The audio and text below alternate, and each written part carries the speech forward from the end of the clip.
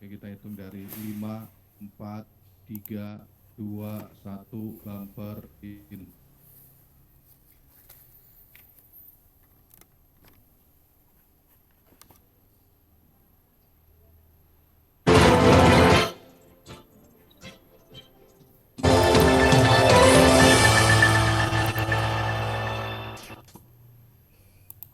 Bismillahirrahmanirrahim. Ulang, Ki. Baik, kita ulang sekali lagi, bumper sekali lagi. Oke, 5, 4, 3, 2, 1, bumper in.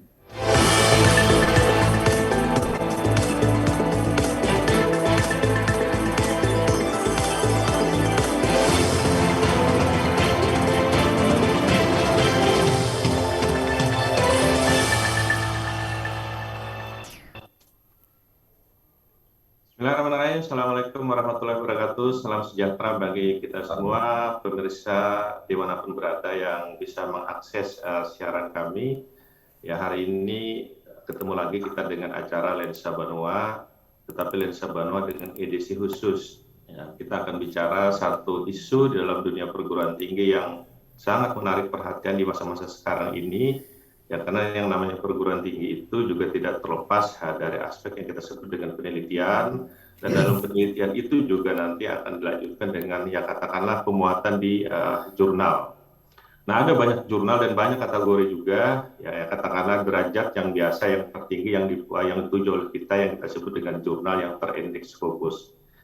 Nah, oleh karena itu, perkenankan kami hari ini mempersembahkan diskusi intensif tentang teori dan praktek menulis di jurnal yang terindeks Scopus ini.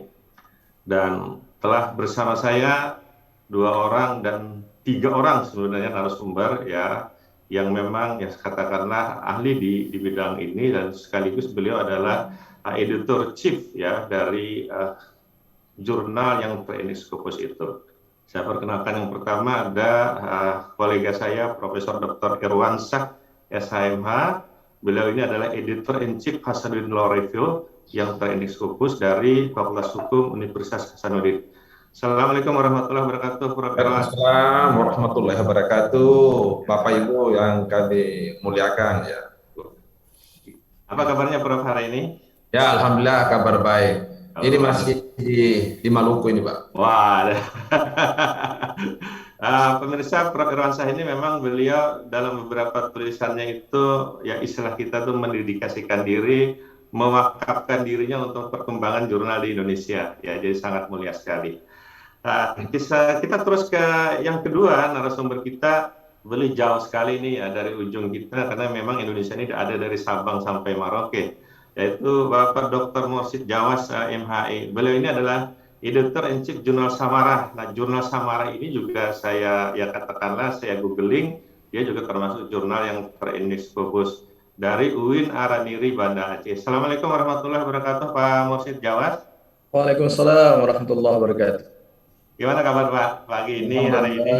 Kabar baik, senang berjumpa dengan kawan-kawan di UIN Antasari. Ya, alhamdulillah Pak. Jadi ini juga memang ada peserta dari UIN Antasari ya yang ikut di Zoom meeting kita ini, tapi juga sebenarnya menyebar di seluruh Indonesia karena disebar di beberapa asosiasi pengajar ya yang ada di asosiasinya di negara kita ini. Pak Mursid Jawas, ini yang pertama nih kita ketemu dengan katakanlah dengan Duta TV juga, dengan pemirsanya Duta TV. Ya, karena kalau dengan Prof. Irwan udah pernah kita ketemu dalam beberapa kali ya katakanlah talkshow juga yang secara tidak langsung diselenggarakan oleh kita yang kaitan dengan alumni dari Pasca Sarjana Unair. Ya, mudah-mudahan ini membawa berkah ya. Kita juga melihat Pak Mursid Jawas ini adem sekali penampilannya, ya mudah-mudahan ini nanti bisa memberikan pencerahan juga ke kita bagaimana sebenarnya menembus di jurnal ya yang terindeks Scopus ini. Satu sisi bisa jadi momok sekarang ini, tapi satu sisi juga tantangan bagi kita untuk kemudian menulis di jurnal yang terindeks Scopus ini. Yang ketiga, ini yang sudah tidak asing juga bagi saya adalah Ibu Dr. Gusti Mujaina SHMH. Assalamualaikum Ibu Gusti Mujaina. Waalaikumsalam warahmatullahi wabarakatuh. Bapak Prof. Irwansyah, yang saya hormati Bapak Mursid Jawas, Berbahagia sekali pada hari ini kita dapat berjumpa dalam ruang Zoom meeting ini. Terima kasih. Saya meminta Ibu Mujahini, Prof. Irwan, dan Dr. Muhammad Mursyid Jawas untuk memancing karena bukan narasumber untuk menulis di katakanlah jurnal Scopus, tetapi memancing bagaimana prakteknya yang sehingga ada satu karya penelitian beliau nanti yang disampaikan di kesempatan ini yang bisa dibongkar habis oleh Prof. Irwan dan Pak Mursyid Jawas untuk itu. Terima kasih ya, saya tidak usah memperkenalkan lebih banyak. Recording in progress. Ibu Gusti Mujaina ya. Jadi mudah-mudahan nanti ya sambil jalan nanti kita akan perkenalkan lebih jauh. Baik, pemirsa sekalian ya, kita mulai saja diskusi intensif kita ya, teori dan praktik menulis di jurnal yang terindeks Scopus ini. Di segmen yang pertama saya persilahkan dulu ya Profesor Lewansyah untuk kemudian memaparkan ya secara umum. Kami persilahkan apa sih sebenarnya hal-hal yang harus kita perhatikan ya, intinya yang harus kita perhatikan pada saat kita ya katakanlah mempersiapkan untuk menulis di jurnal yang terindeks Scopus ini. Silakan Prof. Irwan. Ya, terima kasih. Assalamualaikum warahmatullahi wabarakatuh. Yang kami hormati banggakan sahabat saya sejak 25 tahun yang lalu tepatnya ya, Pak Dr. Saifuddin yang terus mengembangkan pikiran-pikiran untuk penguatan berbangsa ini. Kemudian saya sapa juga Pak Dr. Mursyid Jawas ya. Saya kenalnya beliau ini dari proses akreditasi jurnal kemarin ya. Saat kita hendak mengevaluasi samar Pak, mohon maaf ya. Iya benar Pak Prof. Tiba datang Scopusnya, akhirnya langsung Sinta 1. Alhamdulillah. Alhamdulillah. Ya. Kemudian ada Ibu Dr. Gusti Musaina yang sudah berkali-kali mengundang kami untuk berbagi pengetahuan yang sedikit. Ya, mudah-mudahan ini bisa bermanfaat. Para peserta yang kami hormati, pimpinan Duta TV, ya, kami mungkin tidak usah membacakan slide, nanti kepanjangan, waktunya tidak cukup. Ya, kami ingin memulai. Saya teringat lagunya di Antisesa Pak Odin ya. Saya nggak tahu ya, benci tapi rindu atau rindu tapi benci ya. Jadi Scopus itu ibaratnya seperti itu. Kita sih benci ya, mumet kalau dikit, tapi kita rindu juga karena kita mau guru besar, kita mau naik pangkat ya. Kira-kira seperti itu kerinduan kita. Teman-teman sekalian, bicara soal tulisan, paling tidak ada 3 hal yang disiapkan. Pertama, menyiapkan standar tulisannya dulu. Mulai dari standar judul, penulis, abstrak. Ini banyak abstrak Pak, saking abstraknya abstrak betul. Jadi abstrak yang aslinya abstrak ya. Ada standar kata kunci, standar pendahuluan, standar metode, standar hasil, standar pembahasan, standar kesimpulan, bahkan standar ucapan terima kasih juga ada. Dan standar kesimpulan, standar referensi. Nah, umumnya untuk bidang hukum itu standarnya sama di seluruh dunia. Tidak ada jurnal yang tidak ada judulnya Pak ya, kecuali lagu ya. Lagu boleh tidak ada judulnya, tapi kalau tulisan harus ada judul. Jadi standar itu sama, hanya yang beda tipis gaya selingkum saja. Ya, jadi karena tiap jurnal punya gaya selingkum, ya harus ada satu gaya. Kalau Pak Udin dengan Ibu Mustaina tidak boleh satu gaya Pak, nanti juga ini. Kalau jurnal tidak boleh banyak gaya. Satu jurnal satu gaya, tapi itu harus diikuti standar gayanya. Ya standar pengutipan, standar referensi, banyak standar. Yang kedua, kita harus pahami juga ya bagaimana strategi, dan tadi Pak Dr. bisa sampaikan apa strateginya. Ya mulai dari hal yang sederhana saja. Apakah tulisan yang kita siapkan ini mau kirim kemana? Buka dulu jurnal itu, pelajari dulu jurnal itu. Bagaimana ruang lingkupnya? Jangan-jangan kita mau bicara HAM, bagus sekali tulisannya. Kita kirim ke jurnal perburuhan, enggak baca ruang lingkupnya. Akhirnya ketolak ke situ. Bukan karena jelek tulisannya, tapi salah kamar saja. Mungkin kita perlu cari bagaimana jurnal itu yang terlalu tinggi tingkat penolakannya. Wah, hati-hati ya, kalau sering ketolak, sama orang jatuh cinta Pak ya. Kalau sering ketolak ya bahaya juga ini. Pelajari. Yang tidak kalah pentingnya adalah hati-hati jurnal predator. Yang terbaru Pak itu Scopus di cloning Pak, di cloning webnya muncul web baru. Ya, jadi seperti Scopus Pak. Ternyata diperiksa webnya itu web palsu, di cloning Pak ya. Jadi bukan cuma manusia di cloning, rupanya juga webnya Scopus ikut di cloning Pak. Ya, jadi itu mengenai trik dan strategi. Nah, jadi dua hal yang utama, pelajari standar dan pelajari strategi. Bagaimana menyiapkan sebuah naskah yang baik? Pollock mengatakan naskah pertama harus ada gagasan. Gagasan hanya satu. Tidak boleh banyak gagasan karena harus fokus dan tajam.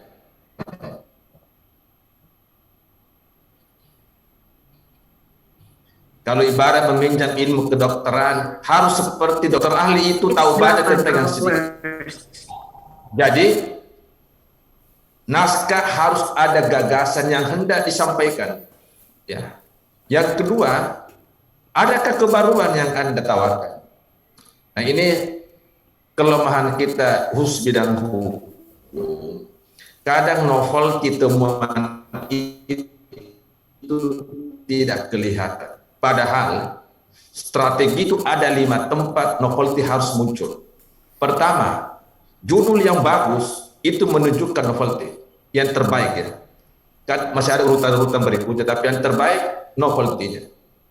Misalnya mengatakan pemerintah gagal mengatasi pandemi, wah itu temuannya Pak. Ya, temuan sekaligus provokatif juga. Ya. Novelty yang kedua harus muncul di abstrak. Ada 5 hal penting di abstrak. Ketika kita buka tulisan, ada judul, ada penulis, ada abstrak. Abstrak ada tujuan, ada metode, ada hasil, ada kesimpulan di bawah. Sesudah hasil, orang cari temuan. Enggak pernah orang mencari apa tujuannya.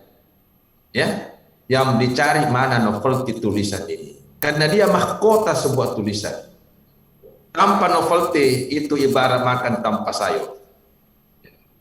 Yang ketiga, di mana novelty kita bisa temukan agar tulisan kita itu dianggap memenuhi standar? Di latar belakang. Ya, di latar belakang itu, di pendahuluan itu, karena pendahuluan ada 5 sampai 7 paragraf. 2 paragraf awal itu masalah. 3 paragraf selanjutnya solusi. Nah, di antara solusi itu ada temuan yang kita sampaikan, ada pemikiran baru, pendekatan baru, ya, yang berbeda dengan yang sebelumnya. Itu di latar belakang. Ketiga, yang keempat, temuan harus kuat dijelaskan di pembahasan, karena disitulah seorang penulis menguraikan temuannya. Apa kelebihan temuan Anda? Apa dasarnya? Berkontribusi kemana? Ya, didukung oleh landasan hukum, argumentasinya diperkuat oleh mungkin hasil wawancara, ada doktrin, ada putusan pengadilan. Ya, itu temuan di pembahasan. Yang kelima, temuan yang bagus itu muncul di kesimpulan. Ada 2 isi kesimpulan. Kesimpulan itu bukan menjawab perumusan masalah, karena ini bukan tesis.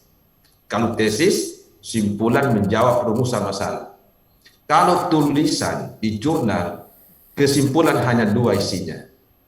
Menjawab tujuan dan menonjolkan temuan. Temuan di situ. Ini salah satu teknik untuk menilai apakah tulisan saudara ini memenuhi standar. Yang pertama adalah di mana temuan itu ditemukan. Yang kedua, tujuan. Kalau tadi temuan di 5 tempat, maka tujuan itu di 4 tempat. Pertama, kalau pendahuluan nanti 5 sampai 7 paragraf, maka paragraf terakhir itu, ya biasanya kan penulis Indonesia menulis berdasarkan latar belakang tersebut di atas. Wah, di jurnal itu tidak ada kata-kata di atas, di bawah, di samping, nggak ada ya. Jadi paragraf terakhir, paragraf ke-6 atau ke-7 isinya tujuan. Nah, itu kelihatan tujuan. Itu yang pertama. Tujuan yang kedua muncul di abstrak. Standar abstrak yang berlaku seluruh dunia, umumnya abstrak itu urutan pertama, kecuali jurnal itu menentukan lain, tujuan urutan kedua karena ada latar belakang. Tapi latar belakang tidak wajib. Tujuan yang wajib. Nah, itu urutan kedua. Jadi sudah dua tempatnya tujuan. Ketiga, tujuan itu mesti diramu, diberi argumentasi pada pembahasan. Dan yang keempat, tujuan itu terjawab di kesimpulan. Jadi kesimpulan yang baik hanya dua isinya. Menjawab tujuan, menonjolkan temuan. Tidak boleh ada ulasan baru. Tidak boleh ada komentar baru. Cukup satu paragraf. Ini penulis-penulis Indonesia biasa keasikan bikin simpulan. Kesimpulan lebih panjang, ya. Nah, jadi simpulan itu satu paragraf, 3 sampai 4 kalimat. Yang biasa bikin heboh untuk jurnal-jurnal hukum Indonesia, di simpulan itu selalu dimasukkan nama aturan. Padahal sudah dibahas di dalam pembahasan. Menurut saya, sebaiknya nama aturan itu tidak masuk di 4 tempat. Pertama, jangan masukkan aturan di judul. Bagaimana teman-teman kalau ada judul, misalnya judul undang-undang yang sudah diubah, bla bla bla, undang-undang ini sebagaimana telah diubah dengan undang-undang ini, kan panjang ini. Padahal judul hanya 12 kata, nama undang-undang sudah 14 kata. Nah, jadi minta jangan ada nama aturan di judul. Kedua, hindari nama aturan itu di dalam muatan abstrak. Ini biasa kalau ada abstrak kita baca daftar undang-undang. Yang ketiga, jangan ada nama aturan di kata kunci. Kata kunci itu sering dipandang remeh penulis. Nah, ini kan kata-kata biasa. Bagi 3 aja deh judul menjadi kata kunci. Nah, padahal itu kata kunci itu menentukan. Karena kata kunci, kalau kita buka jurnal, di web jurnal, di bagian bawah kanan ada indeks subjek. Indeks subjek itu diambil dari kata kunci. Nah, nanti kalau ada bikin tulisan, bikin kata kunci, dan buka jurnal yang mau dituju, kata-kata kunci yang Anda sudah tentukan ada di indeks subjek, itu alamat cerah. Artinya, ruang lingkup tulisan Anda ada di jurnal itu. Baru indeks subjeknya Anda lihat. Jadi ada kesamaan kata kunci. Dan jurnal-jurnal bereputasi memperhatikan ini.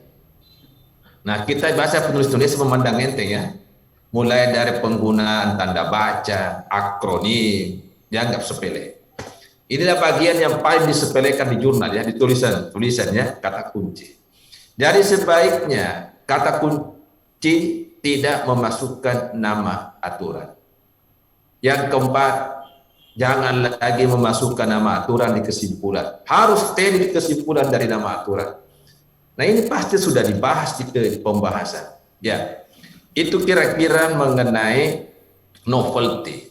Jadi, tulisan pertama yang bagus harus ada gagasan yang fokus. Yang kedua, harus ada temuan. Yang ketiga, originalitasnya. Bagaimana mengukur keaslian sebuah tulisan, dan itu akan dijadikan dasar oleh editor untuk mengevaluasi jurnal saudara. Di mana originalitasnya? Nah, disinilah pentingnya ketika Anda menyiapkan sebuah naskah, ada 3 yang harus ada di situ. Referensi. Pertama, tentu buku. Tapi bukunya jangan kebanyakan. Karena kalau ada tulisan tidak ada bukunya, nggak apa-apa. Tapi kalau ada tulisan tidak ada jurnalnya, mungkin yang terakhir diperiksa. Sorry, kalau ada tulisan tidak ada bukunya, jurnal semua itu pertama dibaca. Tapi kalau buku semua terakhir dibaca. Bisa-bisa tidak dibaca. Kalau dia buka daftar pustakanya, buku semua. Boleh ada buku. Tetapi yang diutamakan jurnal dan bahan-bahan primer. Jurnal proceeding, internet, medsos, monograf, laporan penelitian, tesis, itu semua masuk kategori primer. Itu yang diutamakan. Dan yang ketiga adalah riset terdahulu. Riset inilah yang merupakan kelemahan besar dalam tulisan-tulisan hukum di Indonesia dan juga pada umumnya. Padahal jurnal yang baik itu riset sebelumnya menentukan. Kenapa menentukan? Pertama, untuk mendesain sebuah novelty tidak boleh tiba-tiba turun dari langit. Oh, ini novelty-nya, nggak boleh. Dirancang dari awal. Bagaimana cara merancang novelty dari awal? Harus dulu membaca riset terdahulu yang ada relevansi dengan topik Anda. Baca 2-3 riset. Apa keperluan kita membaca? Ada pertanyaan nanti di pendahuluan. Di mana keunggulan riset ini? Oh, keunggulannya teorinya bagus. Kalau Anda mengatakan ada keunggulannya, teorinya bagus, berarti Anda mau menggunakan teori itu kembali untuk mengupas persoalan Anda. Kalau itu kelebihannya, apakah teorinya bagus, metodenya bagus, pendekatannya bagus, itu digunakan kembali. Nah, di balik kelebihan tentu ada kelemahan. Ya, kelemahan itu bisa macam-macam. Teorinya ketinggalan, pendekatannya ketinggalan, tahunnya sudah lama, lokasinya mau dipindah, sampelnya mau diganti. Nah, ini semua faktor yang kita bisa ubah, mengatasi kelemahan. Jadi ada celah dari riset sebelumnya, lalu kita beri konsep untuk mengatasi. Konsep untuk mengatasi atau solusi yang ditawarkan, itulah hakikatnya novelty. Ya. Jadi menawarkan sesuatu yang baru, apakah pendekatan baru, metode baru, tempat baru, tahun yang lebih baru. Ya. Kalau kita mengatakan perlindungan hukum kepada tenaga kesehatan di masa pandemi, pasti baru. Karena tidak ada pandemi 2018. 2019 baru dimulai, pasti baru. Ya. Nah, jadi riset terdahulu itu dasar untuk menuju novelty. Riset terdahulu dasar untuk mengukur keaslian penelitian saudara. Nah, di dalam pendahuluan nanti, riset terdahulu itu siapkan 2-3 paragraf. Ya, 2-3 paragraf tempatnya latar belakang. Di dapat pendahuluan, tempatkan di situ riset-riset sebelumnya. Untuk apa? Ini untuk mengukur kesenjangan riset.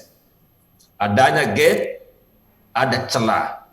Ada celah, butuh solusi. Ada solusi, ada temuan. Ada temuan, itulah kontribusi. Ini semua pertanyaan-pertanyaan mendasar yang akan diperiksa oleh reviewer ketika tulisan Anda masuk.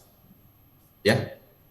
Nah, kemudian riset-riset yang Anda masukkan di latar belakang, 2-3 paragraf itu, perhatikan. Itu kembali yang akan dibahas tuntas di pembahasan. Jadi salah satu materi pokok pembahasan adalah membandingkan riset Anda dengan riset sebelumnya yang Anda masukkan di latar belakang. Kalau Anda masukkan riset ada 3 di latar belakang, itu juga Anda bandingkan di pembahasan. Apa kelebihan riset Anda? Apa dasarnya Anda mengatakan lebih? Dan seterusnya. Itu fungsi riset.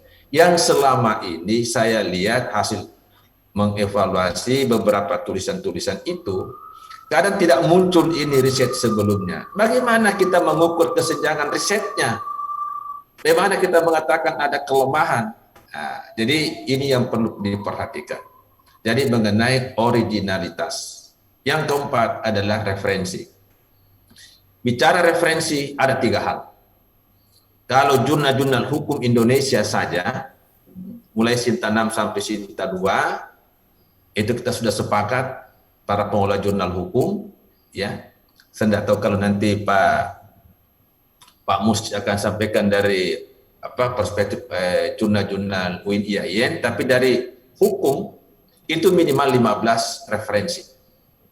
Tidak termasuk undang-undang, tidak termasuk putusan pengadilan. Jadi 15. Nah, yang kedua, mengutamakan keprimeran.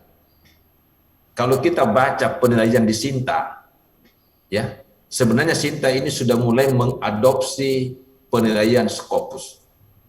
Ya. Antara lain, jadi ini ada kehendak mulia pemerintah agar nanti kita mengurangi ketergantungan kepada Scopus. Nah, ini sudah didesain ini. Jadi banyak komponen-komponen itu sudah menggunakan standar Scopus sebenarnya, tanpa kita sadari. Nah, soal tadi, referensi, diutamakan yang primer, khususnya jurnal. Karena intinya jurnal berbasis jurnal. Yang ketiga adalah kemutahiran, kebaruan. Umumnya jurnal hukum itu kita toleransi kalau jurnal itu paling tua 5 tahun. Ya, makin baru makin bagus. Bahkan kalau kita baca di jurnal-jurnal ternama di dunia, ada jurnal Inpress diterbitkan sebelum waktunya. Ini bulan Desember, edisi April 2022 sudah terbit. Kenapa dipercepat terbitnya? Karena ada novelty yang kuat. Apa gunanya? Supaya orang mengutip. Takutnya kalau terlambat dikutip ada temuan baru lagi. Jadi dipercepat terbitnya. Itu yang paling bagus dikutip. Jadi jangan terlalu tua juga jurnalnya. Yang kedua, kalau buku. Nah, buku ditoleransi 10 tahun itu standar umum. Tetapi info dari kawan-kawan dari UIN IAIN, di sana kan ada biasa buku-buku klasik. Itu makin klasik katanya makin diperhitungkan. Nah, buat teman-teman hukum jangan juga semua klasik bukunya. Jangan-jangan juga nanti penulisnya ikut klasik juga ya, hanya bukunya ya. Jadi boleh ada 1-2 buku klasik tapi didampingi buku baru. Ya, supaya informasinya tidak ketinggalan. Itu tiga standar referensi. Jadi jumlah minimal, keprimeran, dan kemutahiran. Nah, ketika nanti kita menulis, ya ini menjadi catatan saja. Ini diperlukan hal-hal yang mutakhir untuk menjawab bagaimana state of the art-nya tulisan kita. Bagaimana mau kita mengatakan ini baru kalau referensinya tua? Tidak logis. Bagaimana mau kita mengatakan ini ada kesenjangan analisis? Ya, kesenjangan analisis. Kalau riset terdahulu bukunya 2005, Anda punya buku 2020, tentu Anda mengatakan ada kesenjangan analisis berdasarkan referensi. Itu logis. Jangan dibalik. Buku Anda lebih tua, mengatakan ada kesenjangan. Jadi harus lebih baru. Ya. Nah, referensi juga bisa dikelompokkan ke dalam 2. Misalnya Anda mengutip 20 jurnal. Mungkin yang terbaik, yang tercanggih itu hanya 5 jurnal. 15 itu pelengkap. Mungkin buku 10, yang inti hanya 2, 8 tambahan. Nah, semua yang inti-inti, jurnal, riset terdahulu, buku, tempatkan dia di pendahuluan. Tempatkan dia di pendahuluan. Kenapa? Untuk mempertegas signifikansi, mempertegas kebaruan, kecanggihan pendekatan yang Anda gunakan berdasarkan referensi terbaru. Jadi di pendahuluan nanti kan 57 paragraf. 57 paragraf itu didukung oleh 5-10 referensi utama. Nah, itu baru kita bisa berani, nih novelty kami. canggih betul ini. Ya karena referensinya juga canggih. Nah, itu menyangkut standar tentang referensi. Ya. Kemudian masih ada waktu Pak. Ya, disimpulkan dulu sesi pertama ini ya. Oke, sedikit lagi. Nah, kemudian sedikit ya, saya singkat saja. Ini standar ketiga tadi, standar tulisan. Mulai dari judul. Pastikan judul itu dibuat ringkas dan padat. Kalau Indonesia misalnya 12 kata, Inggris 10 kata, Jerman 8 kata. Kebiasaan orang Indonesia bikin judul panjang-panjang. Bagaimana strategi menurunkan penumpang? Pertama, jangan ada subjudul. Jangan ada akronim, jangan ada nama aturan, nama lembaga, bahkan lokasi riset kalau perlu ditiadakan. Jangan ada kata-kata mendayu-dayu di depan. Analisis hukum, kajian hukum, dibuang saja. Kalau perlu kalimat pertama provokatif, pro kontra hukuman mati.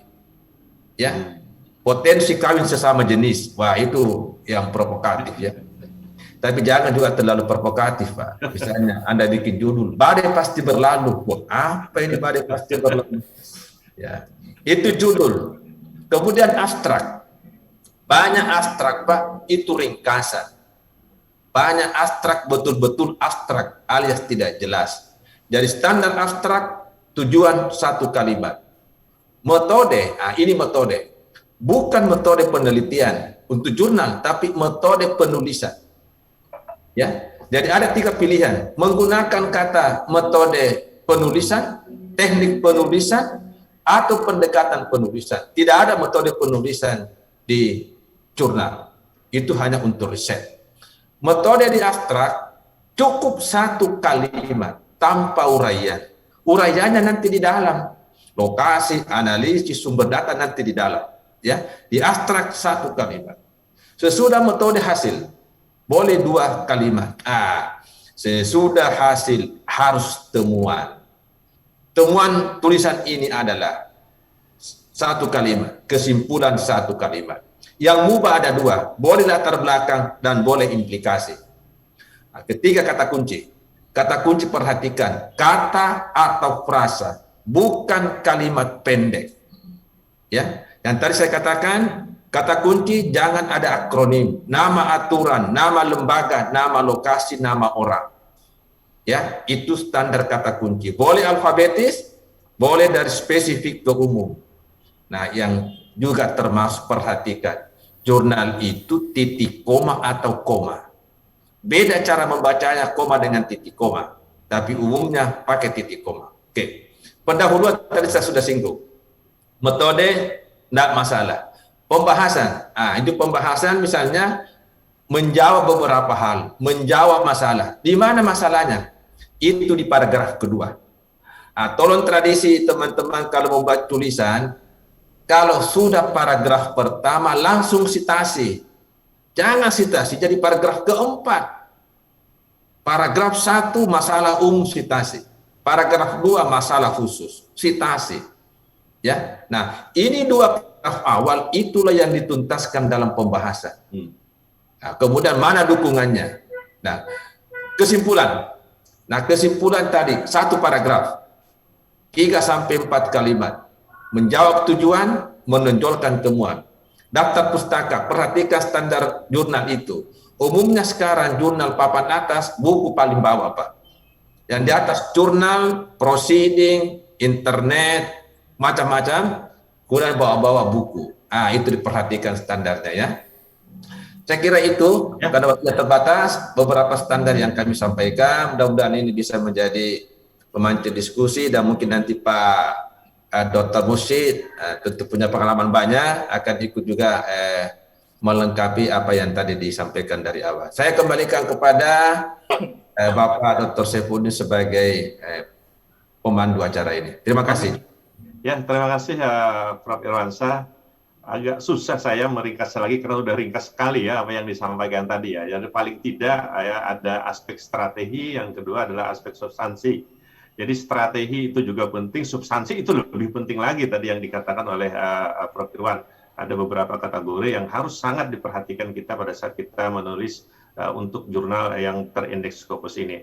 kita akan coba nanti bahas lebih dalam lagi ya. Untuk itu pemirsa nanti juga ya katakanlah Pak Mursid Jawas juga akan mencoba memberikan bahasannya juga tentang katakanlah berbagai macam teknik dan strategi kita untuk menulis di jurnal teknik Scopus. Juga nanti Ibu Gusti Mejiana menyodorkan yang seperti ini ya, biar nanti dibahas ya, dihancurkan dalam tanda petik ya oleh dua orang ahli di bidangnya. Baik pemirsa, kita break sebentar untuk iklan yang satu ini.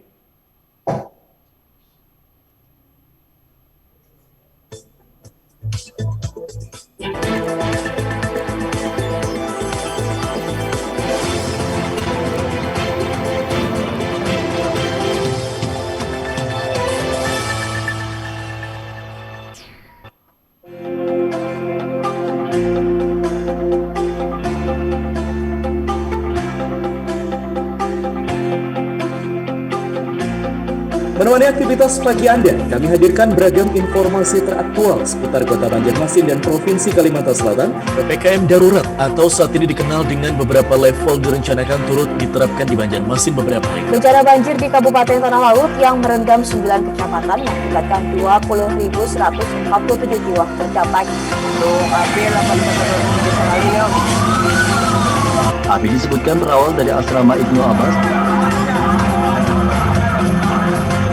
Banjarmasin terus bergerak dan berusaha untuk bisa mengejar target vaksinasi untuk menghambat penyebaran COVID-19.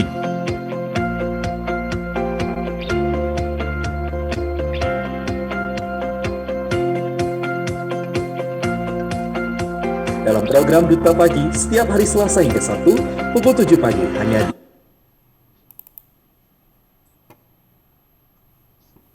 Mohon. Oke.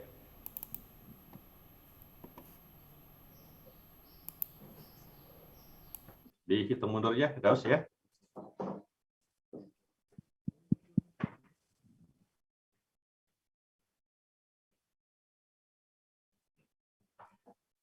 Mohon izin Bapak Saifuddin. Oke. Siap, Daus? Kita dua promo lagi, Bapak siapa? Ya. Oke, siap. Dua promo lagi Bapak ya, promo Oke. terakhir SKSI Pak. Oke.